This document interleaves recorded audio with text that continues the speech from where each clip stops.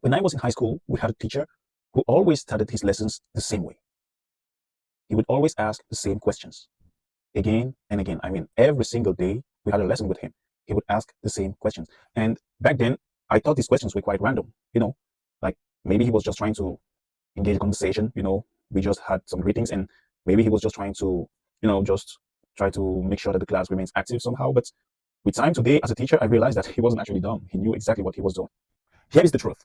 As teachers, we are not just teaching. We are actually supposed to evaluate the students. And the best way to evaluate the students is to do it in a subtle way, in such a way that the student is not even aware that you are evaluating him. So here is the question. The teacher will always ask, what did we do in the last lesson? It's a simple question, basic question. And the funniest thing about it is, in most cases, whenever this question pops up in the class, we generally don't know what to say. We find ourselves in a kind of blackout as students because we actually don't expect this question to come up like that. So yeah, what did we do in the last lesson? The teacher always comes with this question. A good teacher will always ask the question. And first thing, when he asks the question, he's already evaluating the students. And the funniest thing is, the students do not even realize it yet. Okay, as language teachers, when we do ask such questions, we are actually evaluating different things. We are actually evaluating different features of language here. You see, one, is the students able to give a summary, okay, of what we did in the last lesson? Did the students actually understand what we studied in the last lesson? Is he able to report that information in a very concise and accurate way? Like, how does the students use the tenses, the grammatical structures, the vocabulary? We are actually evaluating all this already.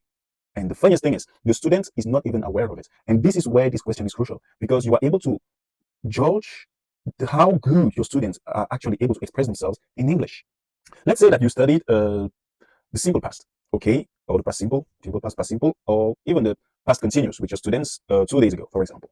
And you just ask the question like, okay, what did we do in the last lesson?